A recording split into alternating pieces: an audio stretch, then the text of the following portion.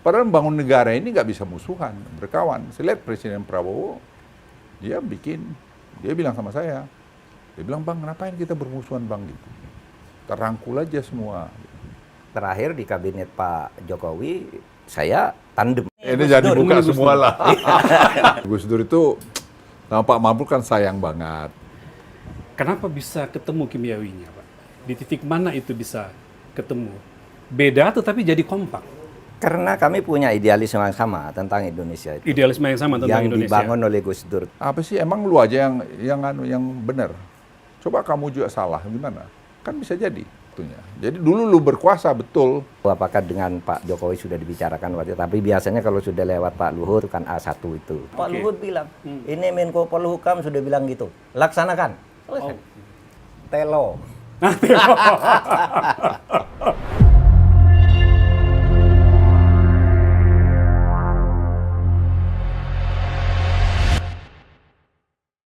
Selamat datang, ini kantor kegiatan saya dari titik media lah gitu ya. Iya.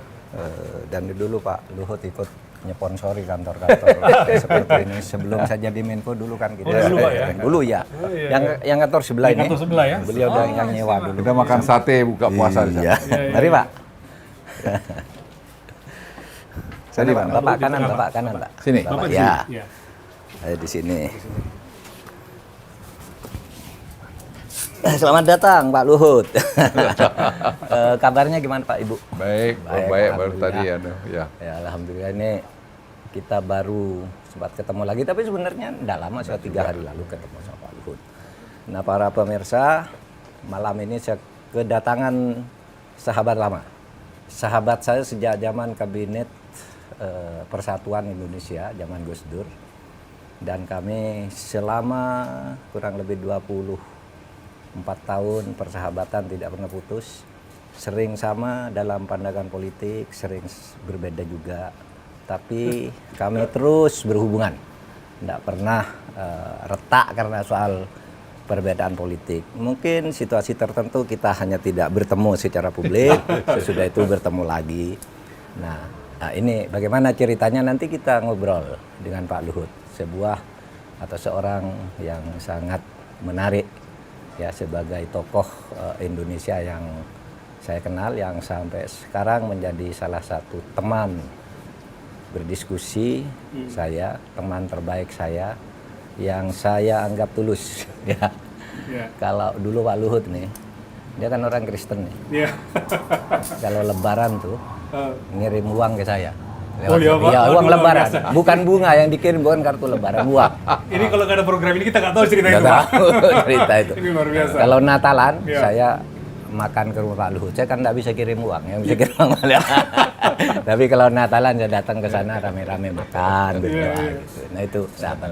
Nah itu, silakan Mas Rizal. Ya Pak, baik. Ya, ini adalah program terbaru dari kanal YouTube Mahfud MD yang di bawah bendera Terus Terang Media. Lalu malam ini adalah episode pertama, kita punya program baru itu namanya Ruang Sahabat Mahfud. Nama programnya Ruang Sahabat Mahfud, kenapa? Karena ini adalah program spesial bagi sahabat-sahabat Pak Mahfud, kolega Pak Mahfud, teman-teman Pak Mahfud, bestinya Pak Mahfud, apapun lah ya, tapi orang yang dekat dengan Pak Mahfud, dan akan berbicara santai, humanis, personal gitu ya.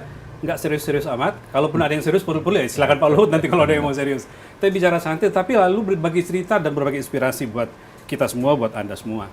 Nah, yang paling istimewa malam ini adalah episode perdananya, dan kita kehadiran the real bestie of Mahfud MD adalah Luhut Binsar Panjaitan. Terima kasih Pak Luhut. Thanks for coming. Silakan Pak Mahfud, your show Pak, silakan Pak. Apa yang bisa diceritakan dengan Pak Luhut? Iya, banyak hal ya. 25 tahun atau 24 tahun sampai 25 ya, sejak tahun 2000 ya kita 2000 bertemu. Ya, 25 tahun. Sejak Gus Dur jadi presiden. Iya, artinya gini. Kami ini orang yang setia pada Gus Dur, dipertemukan oleh Gus Dur di kabinet. Jadi Gus Dur jadi presiden, tiba-tiba ngangkat saya sebagai Menhan. Masyarakat kaget, termasuk Amin Rais juga, apa tuh? Gus Dur tuh ngapain ngangkat Mahfud? Dia ngerti apa tuh soal pertahanan katanya. Kalau hukum oke lah, tapi pertahanan apa tuh Mahfud gitu. Nah, menariknya, Mas, ketika saya diserang begitu, saya mau mundur sebelum dilantik. Rapat di rumah saya nggak enak nih, saya memang nggak mampu kok di Menteri Pertahanan gimana. Nah, Sempat ada mau mundur ya? mau mundur. Ketika sedang rapat mundur itu, tiba-tiba Gus Dur nelpon. Nah, itu yang kalau orang pesantren menganggap Gus Dur itu wali. Karena begini, Pak Mahfud, ngapain kamu mau mundur? Nggak usah mundur, saya yang bertanggung jawab. Sudah saya pikirkan kamu Menteri Pertahanan gitu. Oh ya? Besok kamu harus ke Jakarta, saya lantik. Itulah kemudian saya bertemu Pak Luhut di kabinet. Nah, mungkin Pak Luhut punya cerita lain nanti soal tentang cerita tentang Menteri Pertahanan tadi, Pak Luhut gimana bisa menceritakan tiba-tiba ada Pak Mahfud namanya, yang bapak orang militer gitu tiba-tiba ini ada Mahfud Menteri Pertahanan, itu gimana ceritanya?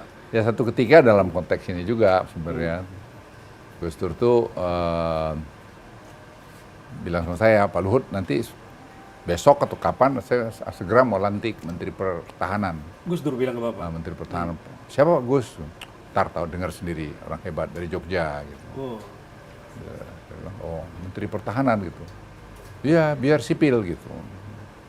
Ya udah, selesai terus tiba-tiba diumumin lah Pak Mahfud. Saya bilang, saya kenalan dong Gus gitu, saya bilang gitu. Ntar Pak Luhut lihat dah. Oh. Ya udah dilantik lah Pak Mahfud. Pak Mahfud, entah kenapa kita kok jadi terus juga ya cocok ngomong gitu. Oke. Terus saya bilang, Pak Luhut ini saya Menteri Pertahanan gimana? Gak usah khawatir Pak Mahfud, saya bilang tentara itu kalau pemimpinnya sudah dipilih pasti loyal. Jadi kalau gimana baru cerita lagi itu? Jadi sebelum Gus Dur jadi presiden, oh ya, Pak Luhut itu kan duta besar. Duta besar di Singapura. Ya, ya. Betul. Pak Gus Dur berkunjung ke sana, lalu katanya Gus Dur nanti. Nah, gimana Pak? Gimana ceritanya? Ya, Gimana cerita ceritanya? gini. Jadi sebelum jadi presiden Gus Kok Dur. ada di sini? Saya duta besar katanya. Terus kata Gus Dur, udah besok saya mau jadi presiden. Kamu saya jadi angkat jadi menteri itu. Padahal waktu itu Gus Dur belum disebut, belum muncul wacana. Gitu kan Pak Luhut. Gimana ya, ceritanya? sebenarnya itu bulan puasa. Pengen dengar dari bapak. Bulan puasa. Jadi beliau kunjungan Pak ke sana. Belum bulan puasa. Saya diatur buka puasa sama beliau di Jatinegara ini. Terus ya buka puasa lah, kan beliau kiai besar. Saya dikenalkan oleh Pak Beni Murdani waktu itu. Oh, Pak Beni Murdani. Nah, ya jauh sebelum itulah, berapa tahun Ya, Pak. sebelumnya. Terus kita lagi belum buka puasa. Dia bilang, Pak Luhut nggak usah pergilah jadi duta besar. Dia bahasa Inggris. Pak Luhut tuh overqualified jadi dubes. Tetap di sini aja. Nanti sebentar lagi saya jadi presiden. Terus saya bilang, masa Gus, Pak Luhut puasa saya belum batal loh ya. Saya langsung mengkerut aja, saya bilang, wah ini kiai besar. Bilang gini gue tersinggung nih ya. Enggak, bukan gitu Gus, maksud saya. Enggak, Pak Luhut. Ya saya akan jadi presiden. Ya saya kan sopan santun, oh iya Gus, wah syukurlah. Meskipun Pak Luhut dalam hati, ini nggak masuk akal. nggak masuk akal. Ya, saya kan rasional aja, bagaimana anunya bisa jadi presiden gitu. Ya sudah, saya akhirnya pergi juga ke Singapura, kan diperintah dilantik oleh Pak Habibie, saya berangkat ke Singapura. Nah saya berangkat ke Singapura, lantas ada tugas pokok saya harus membawa teman-teman konglomerat yang pergi ke Singapura balik ke Indonesia. Nah, terus saya dengar yang paling menghormati mereka Gus Dur. Nah, saya teleponlah Alwi Shihab. Saya bilang, Pak Alwi, bisa nggak nih, bisa bawa Gus Dur nggak? Nah, saya bikin data diskusi di sini untuk beliau kasih address apa gitu. Bisa Pak Luhut. Tapi kita nggak ada ongkos gitu. Saya bilang, wah, lah yuk nanti saya cariin lah ongkosnya dari mana gitu. Ya cari dapat ongkos lah. Datanglah ke Singapura, bicaralah di situ. Waktu itu beliau ketua PBNU ya Pak ya? Masih ketua PBNU ya, betul ya Pak? Jadi waktu bicara di kedutaan, terus dia ngomongnya, kan saya bilang bahasa Indonesia. Terus tiba-tiba dari belakang bilang, dia bilang Gus Dur ya. Kami nggak ngerti nih bahasanya, bisa nggak bahasa Inggris? Sambil gini beliau bilang, ini my ambassador asked me to speak in bahasa. So let me speak in English, dia bilang gitu. Terus saya kan takut juga, kau ini bisa nggak bahasa Inggris? Atau Inggrisnya lebih bagus dari saya. Dia berbahasa Inggris lah terus. Iya. Ya ini yang bikin saya shock itu. Dia bilang, kalian tahu nggak gitu, sebentar lagi saya jadi presiden gitu. Waktu Singapura ya. Singapura Luar itu biasa. di aulanya kedutaan kita. Aduh, saya udah pikir ini mau saya udah duta besar kan, Iya, Pak. mau sembunyi di mana saya? Saya menjadi duta besar. Jadi ini duta besar ini dia overqualified, jadi saya akan panggil pulang ke Indonesia jadi menteri gitu. Waduh. Kata Gus Dur nih, Pak. Iya, saya udah, waduh gimana ini gitu. Ya sudah, itulah cerita. Jadi terus satu ketika bulan Oktober saya kira itu ya, yang sidang umum. Iya. Oktober 2019 ya. 2009 2009. 2000 ya. 2000. Agustus Pak kalau sidang. Oh, yang pemilihannya ya, Ya, bulan Oktober. Oktober. Pemilihan. Oktober. Kemudian saya lari, saya kan hobi lari, jadi lari saya 10 kilo waktu itu. Jadi hari itu sampai di pemilihan presiden, udah hitung-hitung, udah bicara Allahu Akbar, menang Gus Dur kan. Nah, betul. Terus, ini kok bisa menang Gus Dur ini? Jadi presiden. Teringat Wah, waktu itu Pak. ketika saya beliau terus ngomong. ingat itu. Iya. Terus saya panggil istri saya, Mama, lihat Mah, Gus Dur jadi presiden gitu. Kita sama-sama nggak percaya. Ya udahlah jadi presiden. Saya pikir ini nggak tahu apa dia ingat janjinya, nggak ingat lah gitu. Ya sudah. Terus saya telepon lah Alwi Shihab. Ya, Saya Pak bilang Alwi. sama Alwi Shihab, saya tulis di buku saya itu, Alwi, Gus Dur bawa itu pergi ke Pak Habibie untuk pamit baik-baik lah Ya. gimana gitu. Ini on the way ke sana Pak Luhut gitu, bisa bicara Gus Dur nih. Terus Pak Gus Dur bicara di sana. Saya ingat tuh dia, ya Pak Luhut saya jadi presiden kan. Luar biasa. Selamat Gus, saya bilang selamat. Aduh, saya tuh nggak kebayang ini beneran nggak ini gitu loh, jadi presiden. Ya udah, jadilah dia presiden. Ya berapa waktu kemudian ya saya dipanggil dia jadi Menteri Perindustrian Perdagangan. Saya dengar Bapak menolak dulu untuk. Saya nolak 3 kali, ada Alwi di situ, Pak Alwi bilang, Pak Luhut lupain aja jadi tentara, karena dia janji, dia bilang saya jadi Kasat, setelah Kasat Panglima TNI, beresin tuh TNI supaya lebih bagus gitu. Ya.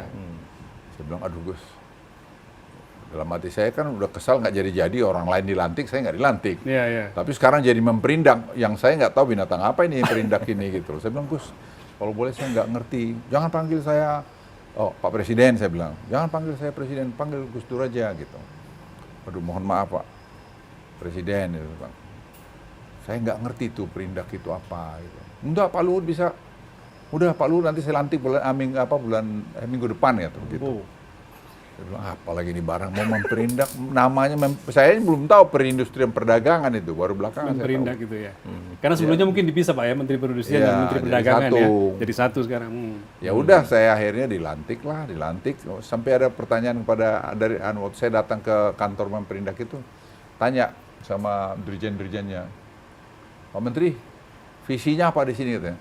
Apa itu visinya? Bilang, nggak tahu saya bilang. Nanti kalian susunin aja. Bapak jawab gitu aja. Ya, nanti kalian susun visinya gimana, saya pelajarin. Ya udah, itulah visinya, saya bilang. Luar Gitu. biasa. Karena saya nggak ngerti memang. Iya. Tapi saya waktu ya saya belajar cepat lah. Gitu. Orang militer memimpin sipil. Ya. Saya orang sipil Memimpin memimpin militer. militer. Pengalaman unik, ringan tapi. Ah. Gini, ketika saya jadi Menhan itu kan yang pimpinnya jenderal-jenderal kan, termasuk Panglima TNI, Kasat, Kasau gitu. Ya. Dan pejabat eselon 1 saja bintang 3, bintang 2 kan. Iya, bintang 3. Iya, eselon 1 Pak ya. Nah, ketika saya mengganti, karena pergantian pimpinan itu kan cari orang yang cocok berdasar saran presiden. Kita saya mengganti sekjen, dirjen, semualah saya masukkan pejabat sipil ke sana. Itu gampang sekali.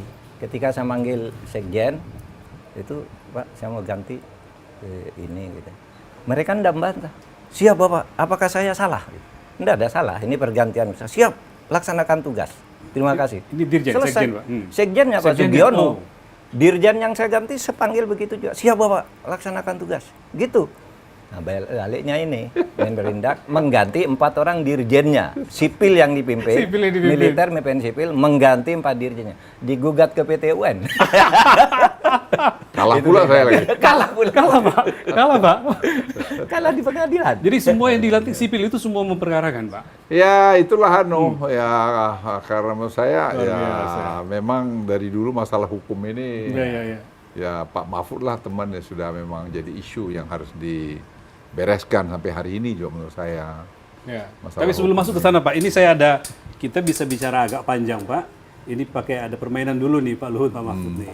Ada 4 kartu ya, yang nanti Pak Luhut dan Pak Mahfud pilih. Dari situ kita akan mulai kita bicara tentang apa. Monggo Pak Luhut dulu Pak. Saya dulu. Silakan ya. Ya ini. Coba apa Pak? Oh, Gus Dur. Kita bicara tentang kalau gitu Pak, saya lanjut ke Gus Dur. Apa yang menurut Pak Luhut istimewa dari Gus Dur sehingga ketika Pak Luhut maupun Pak Mahfud, ini juga buat Pak Mahfud nanti, menjabat itu sungguh-sungguh menjadi pejabat yang bertanggung jawab, ikhlas, sampai kepada era Gus Dur turun pun Anda berdua masih menemani. Monggo Pak. Ya saya kan memperindak tuh. Setelah Ya. memperindak itu ada conference di Korea Selatan. Korea Selatan. Kalau nggak keliru APEC atau G20 atau apa ya, bukan G20 kali ya, konferensi internasional. Jadi saya sebagai memperindak harus memberikan masukan kepada presiden. Lah, saya bilang sama staf saya, bikin masukan aja banyak-banyak, kan presiden nggak bisa baca, saya bilang. Jadi kasih yang gampang diingat gitu. Tapi saya yang paling takut namanya. Kan address presiden Park Chung apa gitu kan, nanti Yeah. salah pula, Salah sebut Pak ya. salah sebut kan gitu. Acara kenegaraan lagi. Nah, tapi Iya. saya baru tahu betul Gus Dur itu memang sangat tajam ingatannya. Saya brief lah beliau 3 item yang saya 1, 2, 3, tidak mau banyak-banyak, 3 cukup lah. Saya pikir ada asal disampaikan gitu. Ya, terus beliau, ya Gus, jadi nanti yang pertama nanti Gus ya gini saya. Iya. Terus sampai mau jalan saya masih ingatin lagi sambil gitu-gitu beliau kan. Terus nama presidennya ini Park apa gitu. Pidato lah dia, aku di bawah udah 4 aja, ini gimana salah namanya. Dia nama address presidennya tuh pas. Oh. Terus semua itu dia baca sejarah lagi mengenai soal ekonomi waktu itu. Terus setelah selesai saya tanya, Gus, kok tadi hafal nama presidennya? Pak Luhut, kalau itu gampang. Kalau sini pasti ada Park. Kalau mau nggak Park Chung Hee atau Park apa. Lee gitu ya. Jadi Park saya atau ingat Lee gitu. satu aja Pak atau Lee. Itu aja. Jadi sebelum presiden aku aja nggak terpikir ke sana. Jadi kalau Iya, iya, saya iya. beliau itu ya sangat cerdas Cerdas, dan Pak, ya. ingatnya dengan sudah banyak gitu gangguan dan Iya. menurut saya orang yang sangat humanis ya, sangat baik ya. Ya itu kesan saya. Jadi orang mungkin ya ada yang maaf mungkin melecehkan begini begitu, menurut saya tidak benar. Makanya saya ke Pak Mahfud waktu itu saya bilang, Pak Mahfud harus lurusin tuh turunnya Gus Dur gitu. Sejarah tentang turunnya Gus Ya, Dur Pak ya, karena supaya tidak. menurut saya tidak ada pelanggaran Konstitusi. konstitusi yang dilakukan, tidak ada pelanggaran korupsi kan pengadilan Bulog. memutuskan, Ya. Bulog nggak terbukti, nggak ada. Terus kemudian pelanggaran apa gitu. Ya ini semua hanya waktu itu ya mungkin Gus Dur juga sih bilang taman kanak-kanak lah, apalah gitu kan. Di DPR Pak ya. Ya, dan tapi Gus Dur ini orangnya persisten. Saya bilang, Gus sudahlah damai aja lah dulu sama nanti kita konsolidasi baru kita lawan lagi. Enggak, saya lawan, saya benar kok gitu. Jadi, Iya betul. Pak Mahfud ada cerita soal itu Pak, gimana? Iya sama. Jadi ketika sudah mau diturunkan itu kan lalu saya, Pak Alwi sama Khofifah diutus oleh Gus Dur ketemu Hamzah Has sebagai ketua umum P3. P3. Lalu bertemulah kami bersama Pak Taufik Kemas, Hamzah Has, Akbar Tanjung, didampingi oleh sekjen masing-masing. Oke. Kita Pak, ini Gus Dur kan tidak ada salahnya, kenapa mau diberhentikan? Singkatnya terjadilah kesepakatan. Pak Taufik Kemas ya udahlah Mas Dur nggak usah turun. Tapi besok kebijakannya diubah, menterinya dilomba dan kami yang mengusulkan menteri, jangan Gus Dur milih sendiri gitu. Jadi nego lah kira-kira gitu, Pak, Kami ya? kan partai punya tokoh, masa ngambil sendiri yang bukan tokoh gitu, yang bukan tokoh partai diambil sendiri. Pak Luhut duduk ketawa. Saya sampaikan ke Gus Dur, nggak bisa, ini soal konstitusi, saya lebih baik jatuh, kata Gus Dur, daripada saya didikte oleh partai-partai. Itu Gus Dur. Jadi keteguhannya pada konstitusi itu Keteguhannya betul-betul Gus Dur. ditunjukkan. Saya menghadap dia bersama Hilal Hamdi di berak meja tuh. Saya lebih baik dan jadi presiden kalau saya mau didikte oleh partai. Konstitusi mengatakan ini sistem presidensial, artinya saya, kata Gus Dur. ya jatuh. Di urut-urutannya jatuh aja. Nggak mau kompromi. Itu dia. Sangat ini ya. Ingatannya juga kuat. Kan waktu saya jadi Menhan itu ada kerusuhan di Aceh ya. Pemberontakan Gerakan Aceh Merdeka. Gerakan Aceh Merdeka, ya. Masif sekali. Mau berontak minta merdeka apalah. Wah ini gimana nih keamanan kan. Saya telepon Gus Dur. Gus Dur waktu itu sedang Singapura. Gus ini di Aceh gawat ini. Apa? Ada demo besar-besaran Gus. Ribuan orang mengepung Masjid Baitur Rahman minta Gus Dur turun gitu. Apa katanya. Udah ini telepon orang ini aja. Yang mengagumkan bagi saya itu bukan soal dia meremehkan demo itu. Hafal nomor telepon, dia kan nggak bisa ngelihat. Ini namanya ini namanya dodododot. Hafal luar kepala dia. Pak Mahfud menyaksikan itu. Loh, saya yang nerima. Sehingga saya telepon orang-orang tuh di Aceh gimana? Hafal dia nomor teleponnya. Orang-orang itu kalau tentara sih saya bisa cari nomornya, kalau pejabat cari. Orang-orang tokoh masyarakat Aceh. Ini nomor teleponnya. Yang pegang teleponnya ini, hafal dia banyak sekali. Nah, itu kata ini. Ingatannya sangat kuat Gus Dur itu. Nah sekarang tentang apa namanya, kan menterinya Gus Dur ada banyak ya Pak Luhut ya, Pak Mahfud ya. Jadi tapi pertanyaan saya, apa yang membuat Pak Mahfud dan Pak Luhut itu menjadi berteman, menjadi bersahabat Pak? Apakah punya pemahaman visi yang sama terhadap Gus Dur sehingga dua-duanya bisa kompak dan bisa berhubungan sampai sekarang? Apa Pak yang kira-kira? Kami tidak pernah berjanji ya dengan Pak Luhut bahwa kami akan bersatu, akan kompak gitu. Tapi Gus Dur punya daya panggil mempersatukan, saya kira. Karena idenya yang selalu dilontarkan itu selalu nilai rasional yang ditunjukkan itu dan berani. Pak Luhut tentara soalnya kan, lihat orang berani kayak gini kan seneng. Saya orang Madura seneng juga. Jadi sering ketemu. Tetapi yang sebenarnya lebih akrab lagi saya dengan Pak Luhut itu sesudah Gus Dur jatuh. Nah, orang baru jatuh kan kesepian ya. Nah, yang sering ketemu nemeni Gus Dur itu saya dan Pak Luhut ke rumah Pak Luhut. Sementara yang lain mungkin udah mulai meninggalkan gitu. Banyak yang meninggalkan. Banyak yang meninggalkan. Dari Pak Luhut ini bukan karena Pak Luhut diperhatikan betul tuh keluarga Gus Dur. Ya, Bu Sinta. Bahkan ajudannya tuh Sulaiman ikut enggak ikut ya. Oh, Mas Sulaiman yang membawa keretanya Gus Dur itu. Begitu Gus Dur meninggal. Oh ya, ikut jadi Pak Luhut. pegawainya Pak Luhut sampai sekarang. Oh ya. Enggak merhatikan ijazah apa, pokoknya mau kerja sama. Mas Sulaiman ikut saya Pak, ingat saya Pak. Ingat kan? Yang selalu membawa kursi ke ini ya Gus Dur. Ya sangat kepada keluarga Gus Dur lah. Kalau saya cerita ke Pak Luhut ya terima kasih kita dibesarkan oleh Gus Dur ya gitu ceritanya. Saya juga sama kan, diangkat secara tiba-tiba dan dengan tulus tanpa nego-nego uang, tanpa apa gitu langsung ditunjuk pokoknya kamu di situ gitu. Ketika ditanya saya tugas apa Gus? Loh, saya juga enggak tahu kata Gus Dur. Saya juga enggak tahu. Kamu kan profesor, masa tanya ke saya katanya. Loh Gus, saya enggak punya pengalaman di sini. Loh saya juga jadi presiden enggak punya pengalaman. ketika itu jadul langsung ngetop gitu aja kok repot gitu Pak ya. Iya Pak Luhut ya. Jadi Pak Luhut ada tawaran untuk meninggalkan Gus Dur juga? Ya, ada ya gimana, sama Pak? seperti Pak Mahfud, tapi saya bilang ya sama yang bersangkutan saya bilang yang ngangkat saya kan Gus Dur gitu. Dan yang naikin pangkat saya Gus Dur. Lah yang beri kesempatan saya ini semua jadi terhormat kan Gus Dur. Masa nanti saya tulis di buku saya kok itu. Kapalnya ini mau karam begini saya loncat dari kapalnya. Nanti orang bilang apa sama anak cucu saya. Kakekmu tuh nggak tahu budi. Nggak tahu kesetiaan. Taunya mau enak aja gitu. Jadi saya bilang saya enggak akan meninggalkan Gus Dur. Biar sama-sama karam, nggak apa-apa lah gitu. Pak Luhut bilang gitu. Ya, terus ini yang senior saya juga. Dia bilang tapi Hud begini, saya bilang nggak apa-apa lah Bang, saya bilang ya kalau karam, tapi saya bayangin Bang nanti orang-orang bilang ke anak cucu saya, kakek kamu tuh rumahnya pengkhianat itu, hanya tahu mau enak aja gitu, kan nggak bagus gitu.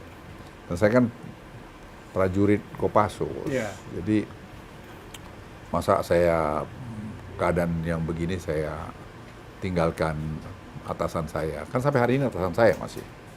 Ya, kan baru dia diturunkan besoknya. Ya.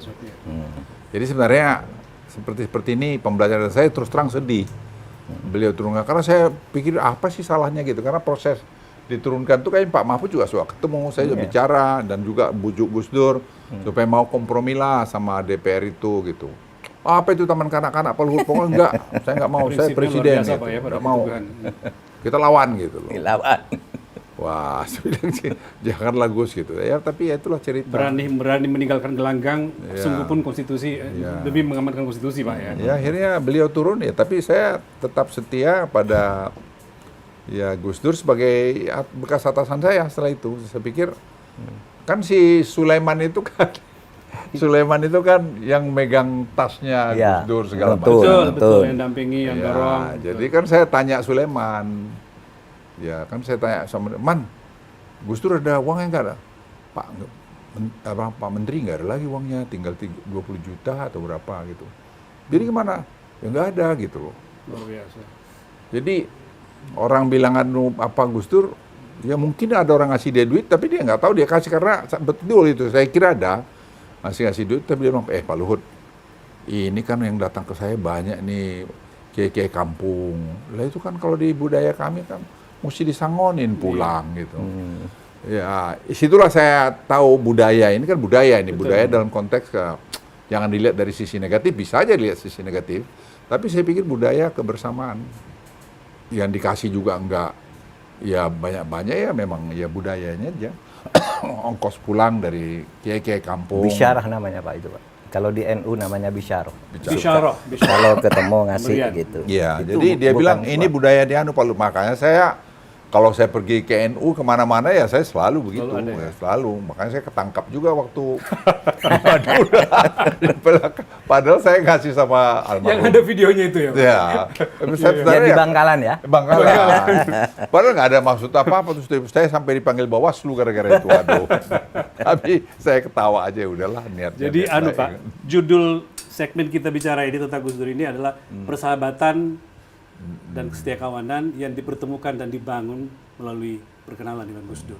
Jadi Gus Dur yang mempersatukan Mahfud MD dan Luhut Binsar Panjaitan. Kita lanjut Pak, yang lain berikutnya. Pak Mahfud silakan berikutnya Pak. Gus Dur tadi udah ya? Saya ngambil terdekat. Ya. Telo.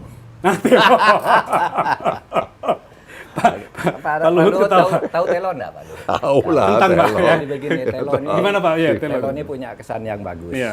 Dengan saya, Pak Luhut dan Gus Dur.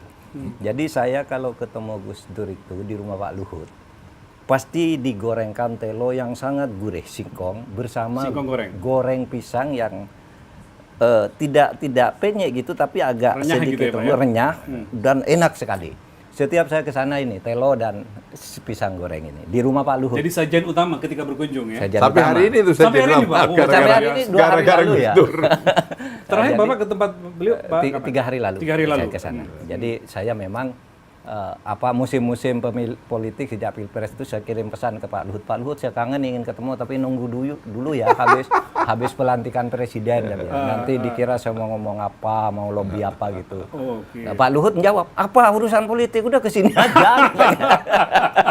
Kita ini kan kawan, nggak ada tuh. Tapi saya Orang mau nggak datang. curiga biarin aja curiga gitu. Saya Ini nggak datang. persahabatan Baru kok ya. 3 hari lalu saya datang ke Pak Oke, Luhut. oke. Iya, ini telo. Nah ini tuh, ini apa yang tunjukin tele? Coba masukin. Sama goreng Ini kira-kira pisang. seperti ini nggak bayangannya nih? Nggak Pak, beda ya? Wah, lebih bagus tempat Pak Luhut. Wah, tapi jenisnya ini cuma lebih laut Pak Luhut. Jadi begini, yang saya tanya ke Pak Luhut, Gus Dur juga tanya, kok enak sekali nih Pak Luhut, siapa? Oh, jadi sejak zaman Gus Dur memang Zaman udah Gus suka? Dur, di zaman Gus Dur. Oh, oke. Sajian utama, Muslim Abdul Rahman ya. Ya. Kalau kami kumpul tuh Wah, Gus itu Dur, sama saya, Muslim Muslim Abdul lagi. Rahman, Muslim Abdul Rahman, almarhum. Yeni gitu. Iya. Dan kadang-kala ada beberapa tambahan, tapi itu yang pokok kalau ketemu gitu. Dikasih ini, kok enak Pak Luhut? Iya ini anu Pak, Gus, pembantu saya yang masak. Sudah 30 tahun lebih ikut saya ketika Pak Waktu itu, saya jadi dandim di mana Pak? Ya, Di daerah Jawa ya, Timur ya. gitu. Ini ikut saya dan udah kalau masak gini kerasan, di sini saya juga masakannya cocok, dan kalau masakan gini dia yang selalu buat. Pembantu Pak Luhut. Nah itu namanya apa? Mbak Sur. Mbak Sur. Mbak Sur, Tahu oke. nggak, Mas Mbak Sur ini? Iya, gimana ceritanya Pak? Berita kemarin ya, ketika Pak Luhut jadi Menko Marinvest, saya Menko Polhukam, kan ada di berita pelepasan Mbak Sur sebagai pembantu Pak Luhut. Pelepasan. Dilepas resmi oleh keluarganya, anak-anaknya Pak Luhut cium tangan semua. Setelah berapa tahun Pak? Iya, Tahun 34 tahun lah ya. Oh, ya. Tahun 2022. Dilepas. Waktu dengan Pak Luhut, Luar dengan biasa. Gus Dur itu baru diberhentikan, 2000 itu baru sekian belas tahun kali ya. Nah sekarang udah 37 tahun. Dilepas oleh keluarganya Pak Luhut. Dan anak-anaknya Pak Luhut cium tangan mengucapkan terima kasih. Orang ini mengabdi kepada saya.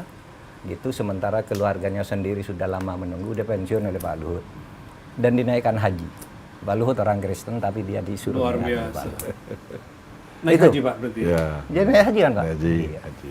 Mbak Sur. Nah, itu namanya Mbak Sur yang masak gini nih. Iya. Dan itu si Sulaiman suka telepon kalau Gus mau datang. Dia bilang, Pak Luhut, Gus Dur tanya, ada pisang gorengnya gak sama singkongnya? Sama singkongnya. Gitu. Udah beres, Man, tenang aja gitu. Jadi Gus Dur ya suka ini.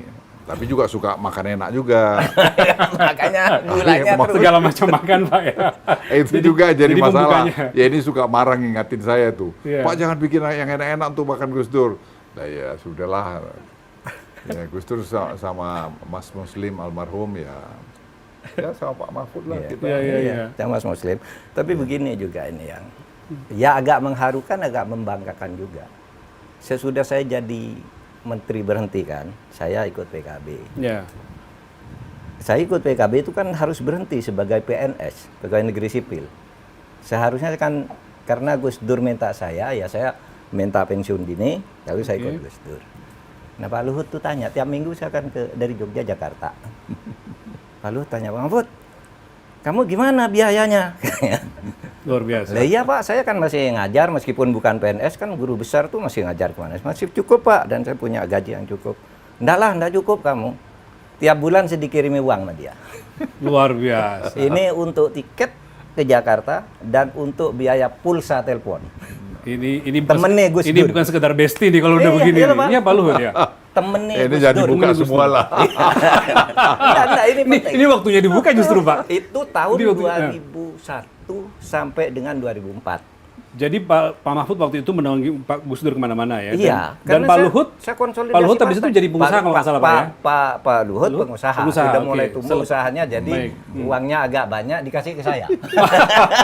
Saya tahu lah Pak Mahfud tuh enggak ada uangnya ini katanya. Dikasih tiket tiap minggu saya pulang pergi Jakarta.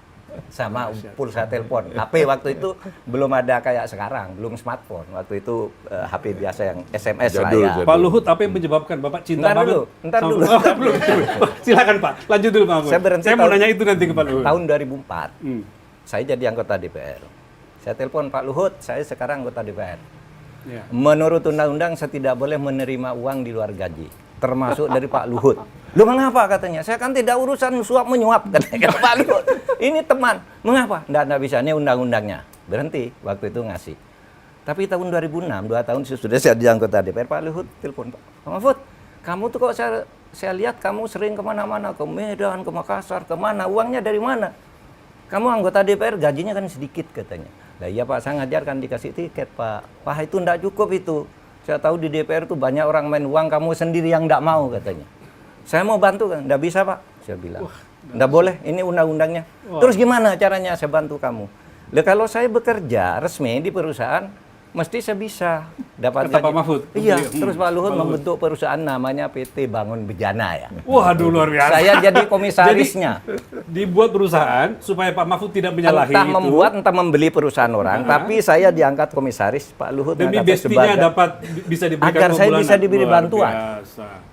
Itu bulan November tahun 2006. Oh, masih ingat Pak? Masih ingat Mahfud? saya, masih ingat. Masih ada akta notarisnya. Sudah diantar akta notaris, saya komisaris utama.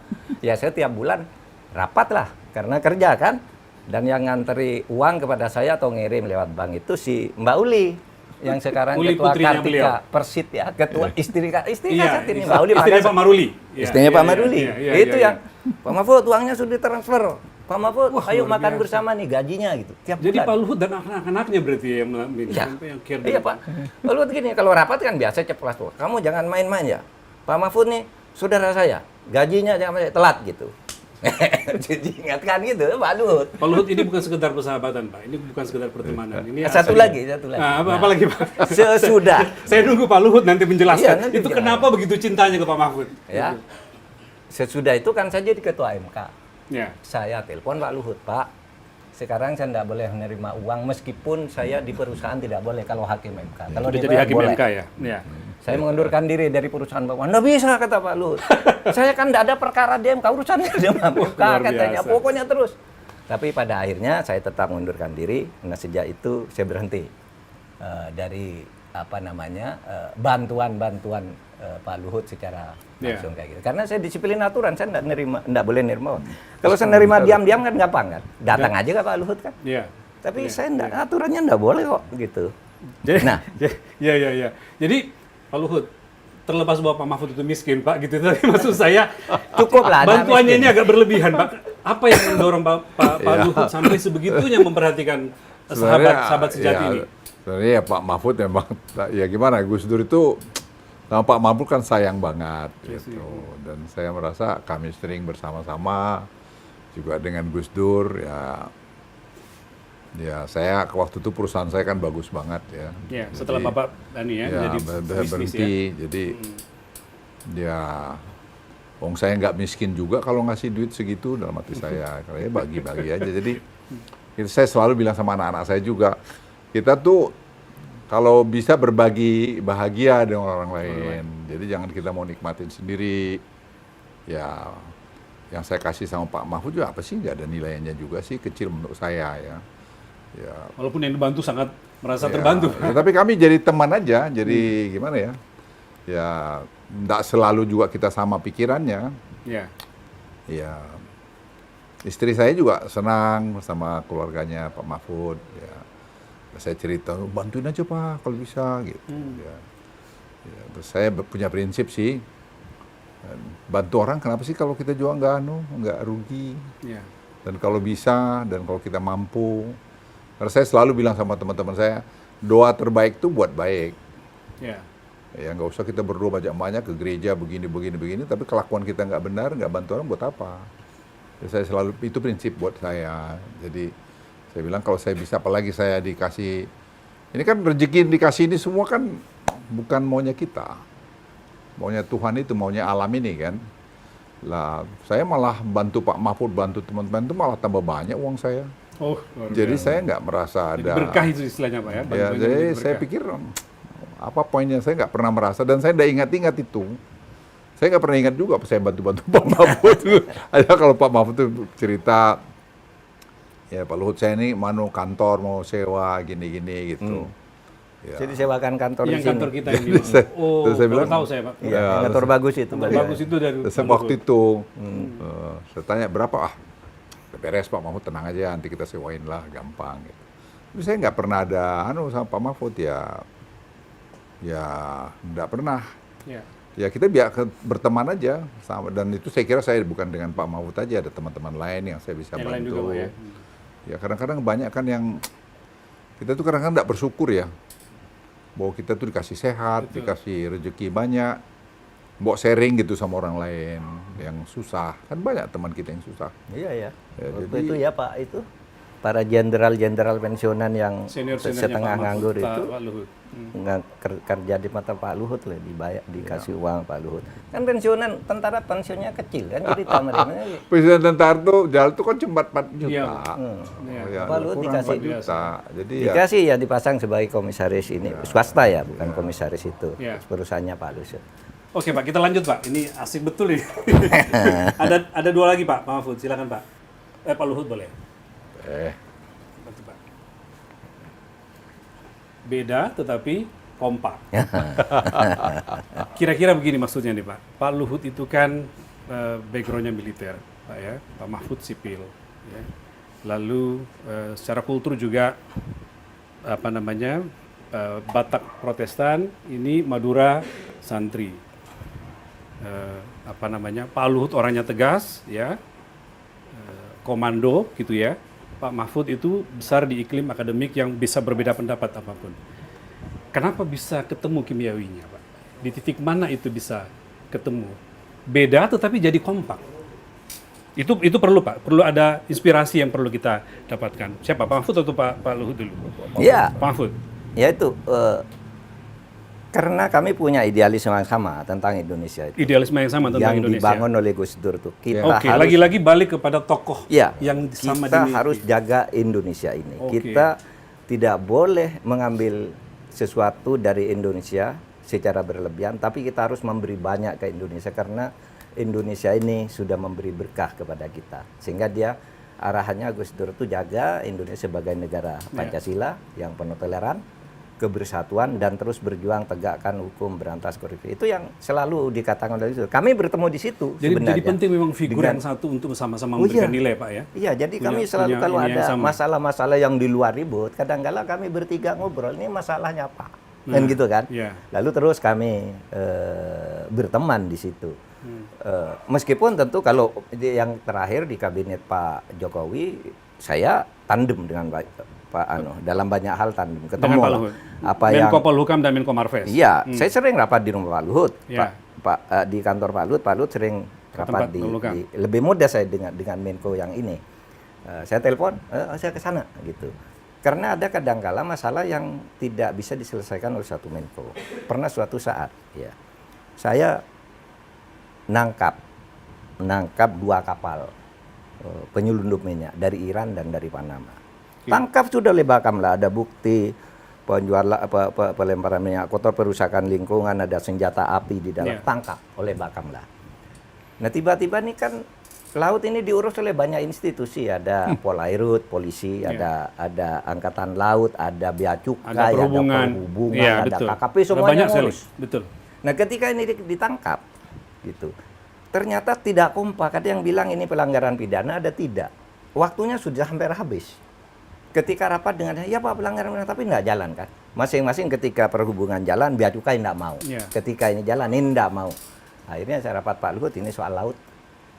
Ini sulit sekali nih, orang sudah menyelundup gitu, nggak boleh ditangkap loh.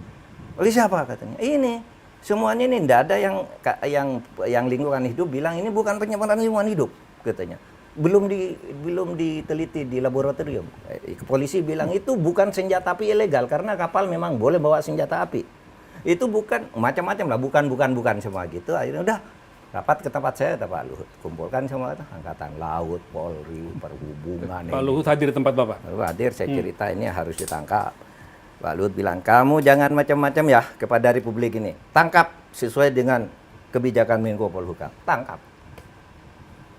Kalau enggak, Kalau bukan karena tandem pertemanan itu iya, menjadi- akhirnya masuk dihukum penjara orangnya. Dihukum penjara, dua nakoda kapal ini dihukum. Didenda sekian miliar, tapi kemudian Menteri Luar Negeri yang datang minta maaf, udah dipulangkan, semua denda kami bayar, penjaranya dianggap selesai pulang. Gitu. Pak Luhut ada cerita tentang itu Pak? Tentang bagaimana menjadi mitranya Pak Mahfud di pemerintahan, bagaimana saling backup, saling support? Ya, saya lihat idealisme Pak Mahfud ya memang bagus, orang yang lurus, yang ingin berbuat bagus buat Republik, ya kenapa tidak gitu. Iya. Ya, saya kan pernah Menko Polhukam juga, jadi Betul. saya rasakan gimana pekerjaan di situ. Jadi kami suka telepon-teleponan, ya menyelesaikan banyak masalah. Karena Republik ini kan banyak sekali masalahnya. Iya. Orang gampang kritik, tapi kalau dia di dalam juga kadang-kadang berhenti sendiri juga. Nggak jalan-jalan. Oh kayak gini toh gitu ya? Kalau kebagian diam juga. Jadi Tapi ya, soal hukum Pak Luhut ikut saya terus. Oke. Jadi beberapa kali masalah di kantornya itu perdebatan masalah hukum. Misalnya soal sawit, soal macam-macam lah. Kan biasanya kalau sudah ketemu dipanggil KPK, Polri, Kejaksaan, Perhubungan, semua menteri dipanggil. Lalu ada konsep begini, gimana nih Pak Mahfud hukumnya? Padahal sudah ada keputusan. Pak itu salah loh. Ini yang ini boleh terus, ini soal sawit, tapi yang ini harus terus nih proses hukum. Diskusi berdua dengan Pak Luhut? Enggak, di depan Oh, di depan orang? Pak Oke. Luhut bilang, ini Menko Polhukam sudah bilang gitu, laksanakan. Selesai. Jadi kalau hukum itu Pak Mahfud, beliau bilang, di depan sidang itu. Kita yang di luar itu nggak tahu itu ternyata seperti itu di dalam pemerintahan. Bahwa masing-masing punya tugas, tapi ada hal-hal karena kedekatan Bapak sama prinsip, sehingga memudahkan pekerjaan. ya banyak. Banyak. Ya, Soal Bisa- hubungan apa- luar apa yang negeri lain? ya banyak. banyak. Soal Laut Cina Selatan apa kami rapat malam dengan Pak Luhut. Kalau Pak Luhut merasa pernah kasus seperti itu juga misalnya Bapak Ya merasa banyak terbantu? dengan Pak Mahfud saya kira banyak sekali. Itu kan mengenai fair flight information, Ya, betul. kan, Oke. mengenai ekstradisi, mengenai DCA. Fir yang Singapura berarti Pak ya? Ya, saya selalu, karena saya masalah hukum itu sangat hati-hati. Jadi kita mesti tanya ahlinya. Ya. Ya ahlinya Pak Mahfud, ada di kantor saya Pak Lambok. Tanya dia, ini gimana sih sejarahnya undang-undang begini-gini. Tapi officially kan Pak Mahfud, ya saya undang Pak Mahfud. Ya, seperti kelapa sawit yang dicerita Pak Mahfud. Ya. Itu sampai sekarang oleh Presiden Prabowo kan dipakai jadi landasan untuk mengambil langkah-langkah. Oh, oke. Ya. Oke, yang pendapatan lain yang bisa Ya, dihasilkan dari ya. situ Pak ya? Sekarang bicara Karena perekonomian efisiensi, negara.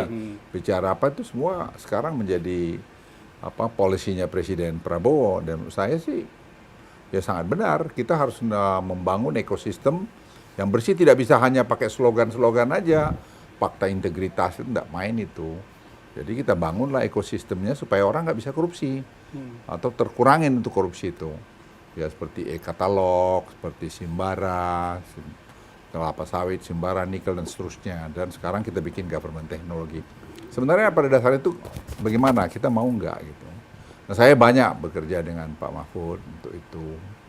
Ya tapi kalau kita mau nyari salah orang ya banyak aja. Ya, nanti kau di sorga aja kalau nggak mau cari salah lagi. Jadi ya sudah, kita harus bisa memilah-milahkan lah dengan arif mana yang yang ini memang keterlaluan gitu. Karena kalau kita urut ke belakang ya banyak salah kita juga, otonomi daerah misalnya itu kan juga banyak menimbulkan masalah waktu itu. Jadi kebebasan yang berlebihan di bawah, mereka bikin peraturan yang satu sama lain tumpang tindih. Sekarang mulai tertib, peraturan-peraturan itu tumpang tindih. Jadi kita harus harmonisasi lagi tuh.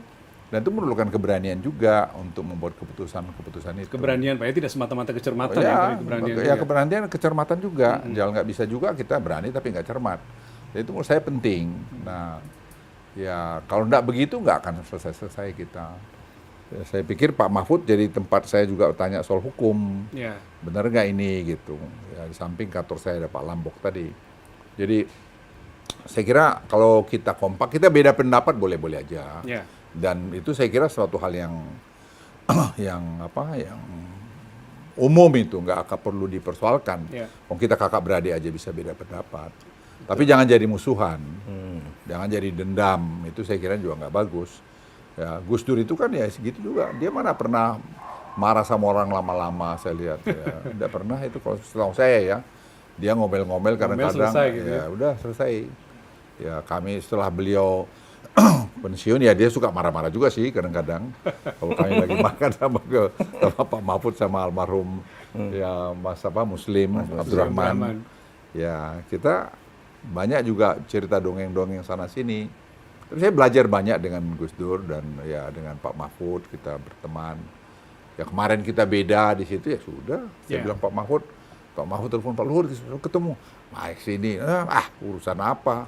Ya, kita kan teman ya. Kemarin kita beda ya sudahlah. Ya, soal beda kan, pernah kan Pak Pak Mahfud dan Pak Luhut itu mungkin tidak dalam satu perahu politik gitu.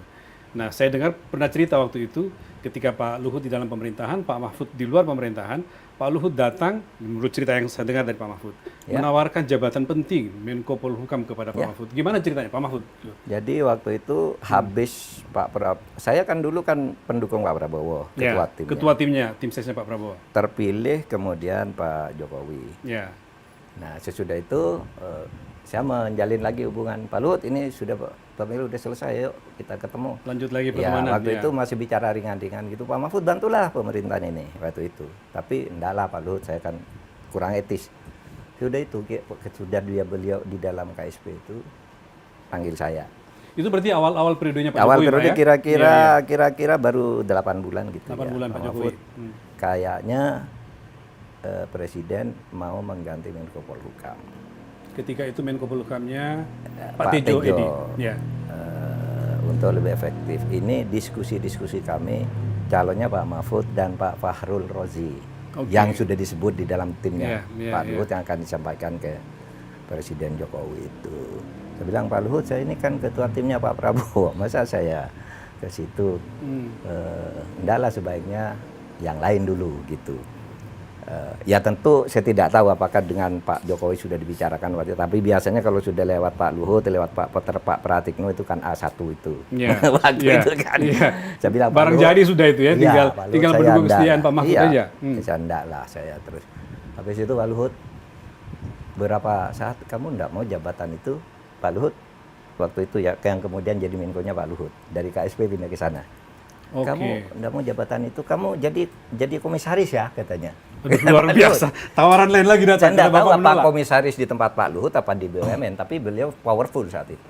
Kamu jadi komisaris lah, milih kamu jadi komisaris apa? Pak Luhut, saya ini bukan pengusaha, nanti malah saya jadi komisarisnya kacau katanya. Iya. Jadi Pak komisarisnya Mahfud nolak lagi. Iya, nolak waktu itu. Alasannya Ya ini karena sudah nggak- zaman Pak Jokowi. Padahal Bapak udah nggak di pemerintahan kan sebenarnya. Kalau Saya di luar menjabat pemerintahan. itu kan nggak secara Saya di hukum luar nggak masalah pemerintahan. toh. Lalu waktu Pak Luhut ini yang mungkin banyak orang tidak tahu. Waktu Pak Luhut Menko Polhukam itu dia gagaslah dibentuknya UKP PIP, Unit Kerja Presiden Ideologi. Pembinaan Ideologi Negara. Itu yang sekarang jadi BPIP. BPIP. Itu depan Pak Luhut.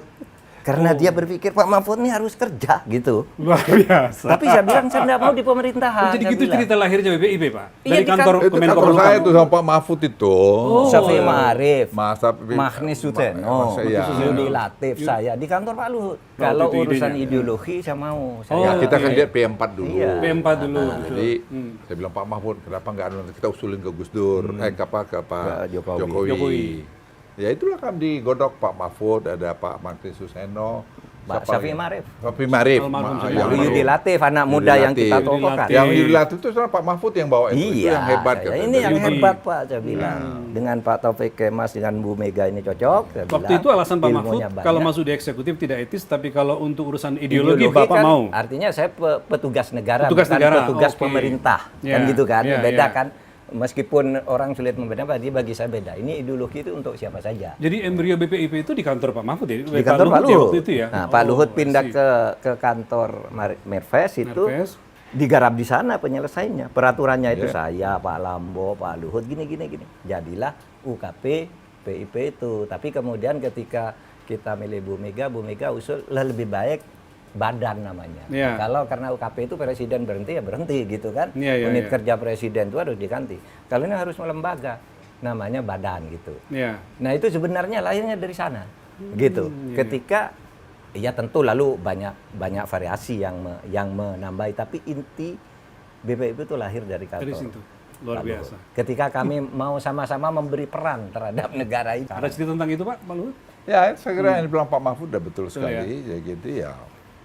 Ya, kita lihat P4 itu kan bagus Ya. sebenarnya. Jadi, ya kita coba hidupkan lagi, tapi dalam konteks lebih kontekstual gitu. Dan Besti kebetulan bisa menggarap itu kira-kira gitu ya? Gitu.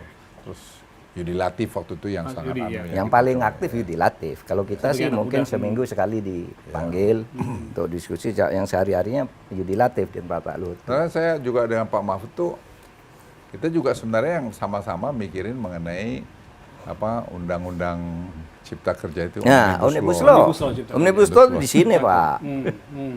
Yang Jalil. Pak Sofian Jalil sebenarnya. Jadi Pak Sofian Jalil Iya. ini istilah Omnibus Law ini kita tidak familiar kan. Iya. Terus dia bilang ada di Amerika Omnibus Law, itu satu undang-undang merangkum berbagai macam undang-undang. Karena kalau satu-satu direvisi, kapan selesainya? Kapan selesai? Ya. Ya, lalu kemudian dikembangkan. Jadi begini, ingat ya Pak Luhut, saya ingatkan ya. Jadi waktu itu kan Pak Jokowi itu habis dari Tanjung Priok. Dia marah, kenapa? Dwelling time. Dwelling time-nya Oke, kok ingat. lama sekali, Iya, kok iya, sampai iya. 8 hari, 7 hari. Iya. Apa tidak bisa 2 hari atau 3 hari? Lalu Pak Darmin Nasution, bisa Pak, kami atur. Ternyata sampai berbulan-bulan tidak bisa. Diskusi di tempat Pak Luhut, apa masalahnya? Masalahnya kalau diselesaikan di Bea Cukai, nanti di belum selesai, di intelijen belum, di kehakiman belum, di KKP belum. Jadi semuanya jadi lama, gitu. Terus gimana kata Pak Luhut? Waktu itu saya ingat yang dipanggil Pak Luhut itu Pak Jimli, saya dan Umar Senwaji. Andrianto Umar Senwaji. Andrianto sana. Ya. Dibuat aja Pak satu pintu undang-undang. Kami usul begitu. Itu Omnibus Law itu. Bisa kata Pak Luhut. Lebih bisa, banyak kok undang-undang. Jadi undang-undang ini dicabut bagiannya, ini bagiannya cabut, jadi satu pintu. Bisa Pak. Nah terus itu bergulir Omnibus Law itu. Semula untuk laut. Ya, Tapi untuk kemudian tadi. untuk cipta kerja seluruhnya berkembang. Ya itulah dengan Pak Mahfud kita dalamin dan kemudian digulirkanlah Undang-Undang Cipta Kerja itu. Dan sebenarnya sekarang kalau mau dibikin Omnibus Law lagi karena masih banyak, karena Presiden Prabowo ini kan jelas sekarang maunya lebih Banyak kencang yang gitu ya. yang diperbaiki, ya. Ya, jadi saya juga usulin. Kemarin dia ngomong kan, beliau ngomong di mana di dekat Bogor ini Ya, di Sentul, Pak. Sentul. Iya. Ya kalau saya perlu dekret, saya mau perlu Perpu atau perubahan, saya akan lakukan supaya membawa efisiensi. Itu saya kira kan message yang sangat jelas ya. Dan itu saya pikir ya perlu kita lakukan lagi nanti pendalaman mengenai mana-mana yang tidak harmonis gitu. Karena waktu dibuat zaman Anda misalnya undang-undang ini atau PMK ini memang cocok. Ya. Tapi zaman sekarang setelah 10 tahun, 15 tahun atau mungkin 20 tahun udah nggak jalan malah menghambat. Ya perlulah diperbaiki, diharmonisasi, dan itu harus ada keberanian. Sepanjang tidak ada konflik of interest. Makanya saya selalu bilang jangan ada orang yang toksit itu. Maksud saya itu. Jadi makanya saya dorong tadi e-katalog. E-katalog ini kan membawa perubahan yang orang nggak banyak sadar loh. Sekarang tuh semua belanja pemerintah sudah 80% sekarang melalui e-katalog. Mana ada yang OTT lagi? Kan tidak ada. Ya. Saya bilang OTT kampungan ada yang marah. Padahal jangan lupa yang membuat e-katalog itu ikut juga dari direktur pencegahan dari KPK. Orang terus main marah aja. Dia masih gaya dulu, senang ada drama-drama penangkapan 50 juta. Ini sekarang menghemat ratusan triliun loh. Penyelamatan negara, Ya. Pak, ya, uang negara. Sekarang itu 40% kita bisa lakukan. Tapi kita masih nemukan kelemahannya. Terus perbaikin.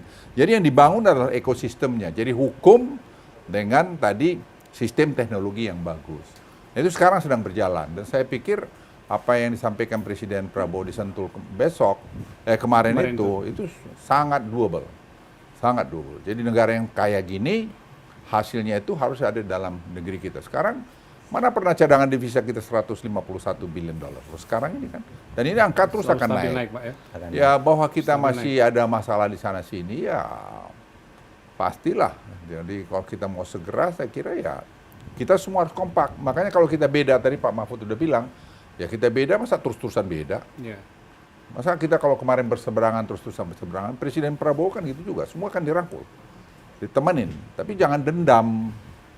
Jangan dendam, itu yang saya lihat kadang-kadang ada teman-teman tuh masih ingat, oh begini, apa sih, emang lu aja yang benar.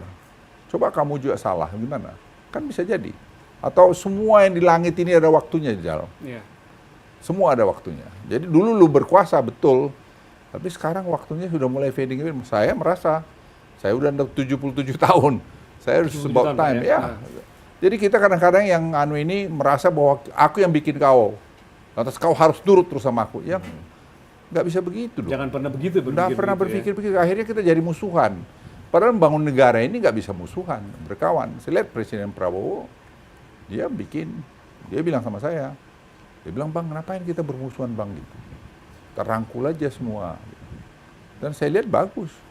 Dan spirit itu saya pikir yang harus kita kembangkan di Republik ini. Ya, pertemanan, persahabatan.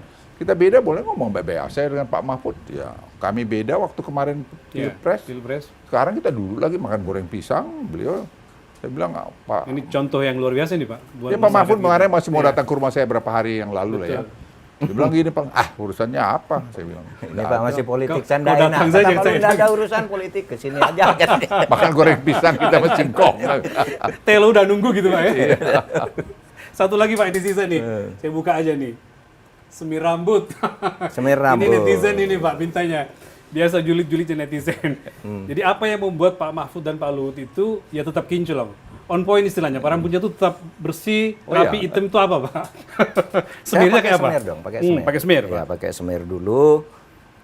Saya pakai semir biasanya ya sebulan sekali gitu ya. Oh, sebulan sekali? Ya dulu. Nah, sekarang sudah bisa di rumah kan banyak yang dari sampo sekarang.